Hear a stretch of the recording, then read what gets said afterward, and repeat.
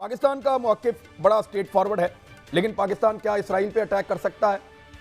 लोग ये डिमांड कर रहे हैं। क्या तुर्की इसराइल पे अटैक कर सकता है? उनके लोग भी ये डिमांड कर रहे हैं। उनके लोग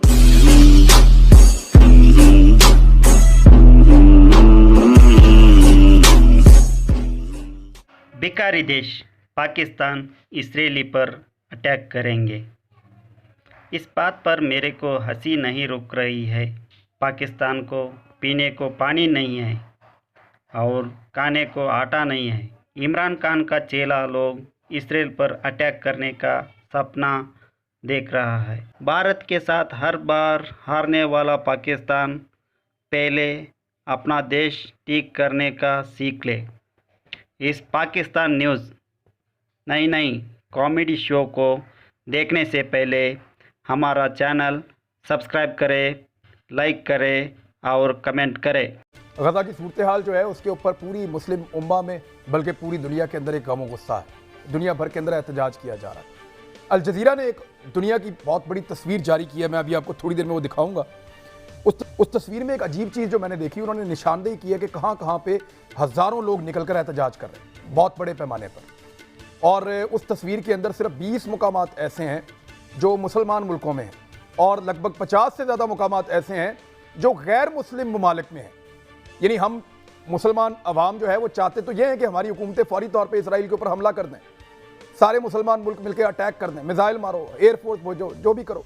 लेकिन हमारे यहाँ पे कोई भी एक ऐसा एहतजाजी मंजर हमने नहीं देखा जो यूरोपीय ममालिक से ज़्यादा बड़ी तादाद में लोग निकले हों। कोरोना वायरस वहाँ पर भी है, यहाँ पर भी है।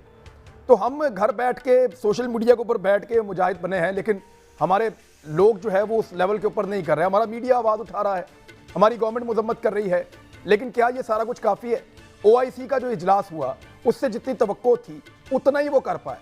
उन्होंने मजम्मत की, उन्होंने खबरदार किया कि जी हालात ख़राब हो जाएंगे, और उन्होंने पूरी दुनिया से रिक्वेस्ट की कि इस मामले को ख़त्म किया जाए और जंगबंदी करवाई जाए। जंगबंदी अब हो भी जाएगी तो क्या फ़ायदा? इसराइल की ये पॉलिसी है, वो हर 5, 6, 7 साल के बाद मुसलमानों को मारता है और मारने के बाद उनको इतना कमज़ोर कर देता है कि वो 5-7 साल तक खड़े नहीं हो पाते। फिर जब 5-7 साल गुजर जाते हैं वो दोबारा मुसलमानों को मारता है, फिर इतना कमज़ोर कर देता है कि अगले 5-7 साल उनके आराम से गुजर जाते हैं। और अब वो वही एक दफ़ा फिर दोहरा रहा है। अमेरिका, जो बाइडन का, अगर आप वाइट हाउस के ट्विटर अकाउंट पे जाएं ऑफिशियल पे, तो उन्होंने 2 ट्वीट्स एक साथ किए। एक पे उन्होंने लिखा कि उनकी बात हुई सदर महमूद अब्बास से, जो फ़लस्तीन के सदर हैं, और उनसे उन्होंने जो बात की वो ये की कि जेरूशलम सबका है, तमाम मकादे पे फ़िक्र के लिए, तमाम मज़ाहब के मानने वाले लोगों के लिए जेरूशलम जो है वो पुरअमन होना चाहिए। दूसरा उन्होंने कहा जी आपके साथ जो हमारी पार्टनरशिप है वो मुस्तकबिल में जारी रहेगी, बस।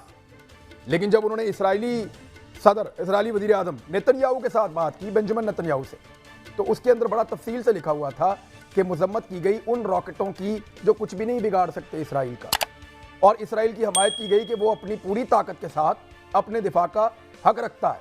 वो दिफा नहीं कर रहा, वो हमला कर रहा है। दुनिया का वो मीडिया और दुनिया के वो इंसानियत के अलमबरदार और दुनिया के फ्रीडम ऑफ स्पीच की बात करने वाले तमाम लोग, आज उन सबकी ज़बानें बंद हैं। कोई बात नहीं कर रहा, कोई इसराइल को नाराज़ नहीं करना चाहता।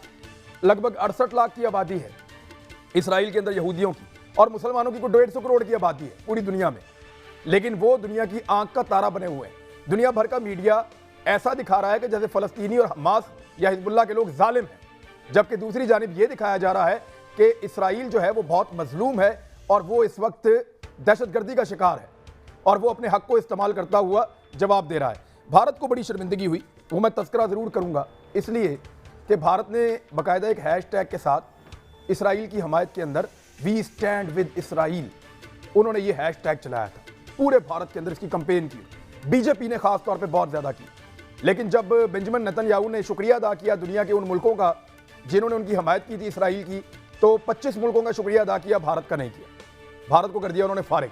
तो भारत में दोबारा ट्रेंड चला कि जनाब हमारा तो आपने नाम ही नहीं लिया, हम भी हैं आपके कदरदानों में, हमने भी आपकी हमायत की है। तो उस पर इसराइलियों ने ठीक ठाक क्लास ली है भारतीय सोशल मीडिया एक्टिविस्ट की। लिहाजा ये बड़ा क्लियर है कि भारत ने एक दफ़ा फिर पढ़ाई मामले में जो है वो टांग अड़ा के अपनी अच्छी तरह बेइज्जती करवा ली है। पाकिस्तान का मौक़िफ़ बड़ा स्ट्रेट फॉरवर्ड है, लेकिन पाकिस्तान क्या इसराइल पे अटैक कर सकता है? लोग ये डिमांड कर रहे हैं। क्या तुर्की इसराइल पे अटैक कर सकता है? उनके लोग भी ये डिमांड कर रहे हैं। उनके लोग वो कहते हैं कि हमारी फ़ौज अल-कुद्स के लिए और हमारे फ़ौजी जेरूशलम जाएंगे, अल-कुद्स जाएंगे, मस्जिद अक्सा तक हमारे फ़ौजी जाएंगे। وہ بھی یہ نعرہ لگاتے ہیں. ایران جو ہے وہ درپردہ سپورٹ تو کرتا ہے اور کھل کے بھی کرتا ہے بعض اوقات, لیکن کیا اکیلا ایران اسرائیل کے ساتھ لڑائی لڑے گا؟ اور عرب ممالک کا جو رویہ ہے, یعنی اس وقت مختلف اخبارات کی رپورٹس کے مطابق جب امریکنز نے اسرائیل کی سیکیورٹی بڑھانے کے لیے ان کو مدد پہنچانے کی سوچی اور ٹھانی کہ مشرق وسطیٰ کی صورتحال ایسی ہے کہ یہاں ہماری فوجیں ہونی چاہیے, تو انہوں نے اپنے طیارے کہاں پہ اتارے؟ امریکنز نے اپنے طیارے اتارے ہیں سعودی عرب کی سرزمین پہ, ان کے ہوائی اڈوں پہ.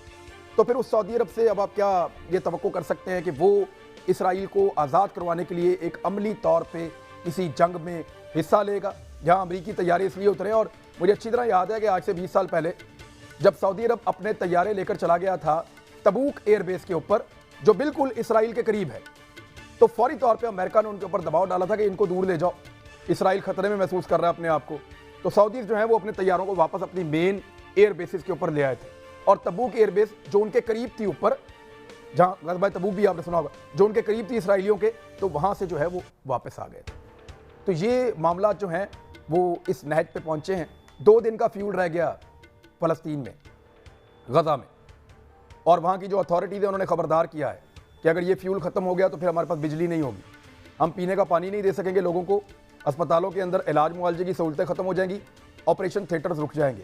ایک طرف راکٹس ہیں جن میں سے اکثر اسرائیل ڈیٹیکٹ کر لیتا ہے, کوئی اکا دکا نکلتے ہیں اور جا کے ہٹ کرتے ہیں, اور ایک طرف دنیا کے بہترین ہتھیار ہیں جو فلسطینیوں کو کچل کے رکھ رہے ہیں.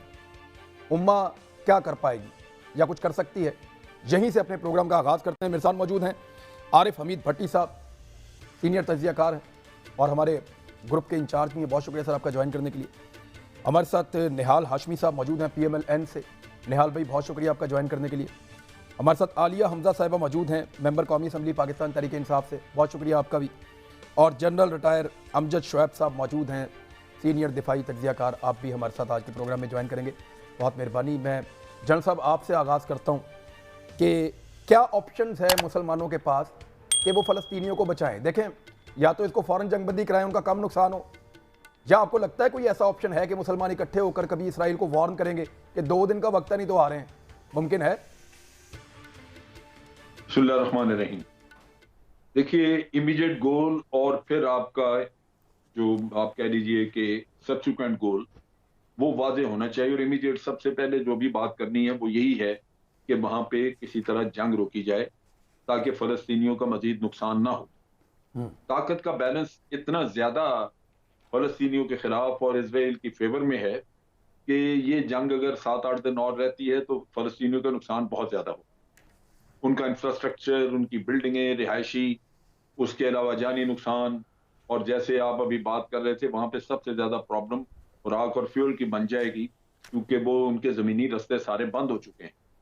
تو ان حالات میں فوری طور پہ ان کو ریلیف ملنا چاہیے, اور وہ یہی ہے کہ جنگ اس کی روکی جائے, بند کی جائے.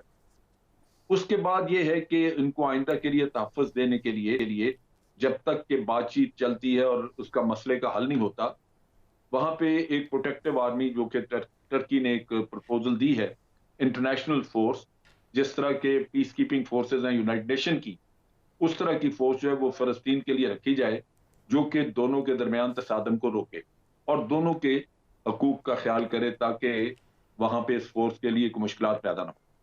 اور پھر بالآخر اس کا حل ضروری ہے. اگر 2 اسٹیٹ کی بنیاد پہ یہ حل نہیں کریں گے اور اسی طرح رکھیں تو پھر وہ ہر 2-4 سال کے بعد یہ پھر قصہ کھل جاتا ہے. اور آپ نے دیکھا کہ اس سے پہلے 2014 میں بھی بہت بڑا واقعات ہوئے تھے, پھر نیول بلاکیڈ ہوا, پھر آپ کو یاد ہوگا کہ غزہ میں لوگوں کے پاس کھانے کو کچھ نہیں تھا, ٹرکی نے جہاز بھیجا تھا تو وہ لوگ جو ہے پکڑے گئے. تو ان حالات میں فوری طور پہ تو یہی ضروری ہے کہ ہم جنگ رکوانے کی بات کریں تاکہ لوگوں کا نقصان نہ ہو اور لوگ اپنے گھروں میں واپس آ سکیں. فلسطینی بہت بڑی تعداد میں اپنے گھروں سے نکل کے ساؤتھ میں جا کے پناہ لے کے بیٹھے ہوئے ہیں اور ان کو گھروں میں واپس لانا ضروری ہے. اس وجہ سے امیڈیٹ گول یہی ہونا چاہیے.